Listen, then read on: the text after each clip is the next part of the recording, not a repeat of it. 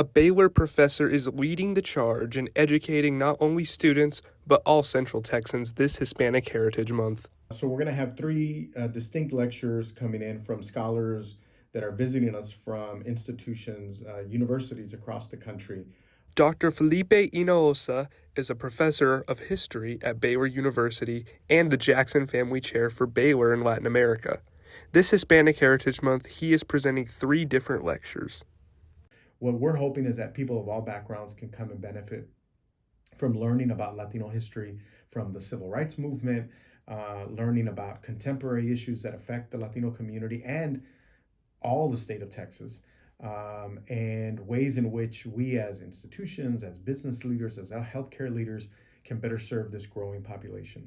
The first lecture, Strangers No Longer, featured Dr. Sergio Gonzalez of Marquette University, where he detailed the Latino experience in Wisconsin. If you missed the first lecture, don't worry because there's 2 more on the horizon. On October 3rd, the university will have a panel of 3 speakers to discuss democracy across the Americas.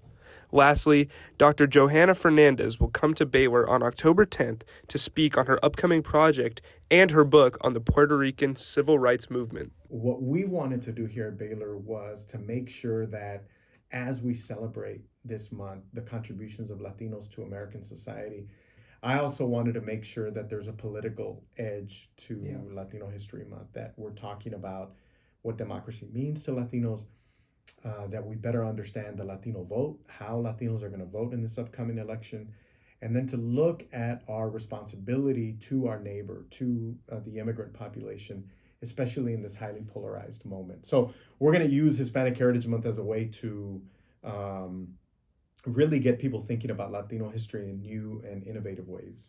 In addition to these lectures, Dr. Hinojosa is also working on a new book that focuses on the Latino Civil Rights Movement from the 1960s to the 1990s. My hope with this new book is to look at a national view of the Latino Civil Rights Movement, to look at how Latinos fought for bilingual education, how Latinos fought for more teachers in public schools, how they fought for a change in the curriculum so that today I can teach Latino history at Baylor University and it's offered at Texas Christian University or UT Austin or Texas A&M, that it becomes central to that. The question of immigration and the question of looking at the full citizenship rights of Latinos rather than them being treated as second-class citizens. So that's an important part of this book, and looking at the contributions that particularly Mexican Americans and Puerto Ricans have made to American democracy. Between the lectures and his new book, Dr. Hinojosa is happy to share Hispanic Heritage Month with his students and the entire Central Texas community. It means everything for me to share the culture with my students. I have students of all backgrounds in my classes.